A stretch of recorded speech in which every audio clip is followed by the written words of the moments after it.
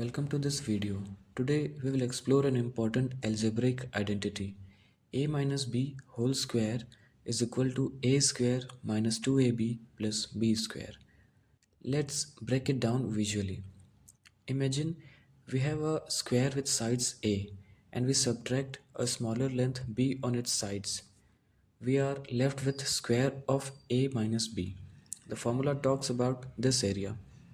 How do we obtain this area? We can subtract the shaded area from the bigger A square. Area of the shaded area can be calculated by adding these three parts: A minus B into B, B into A minus B, and B square, which on simplification gives us 2AB minus B square.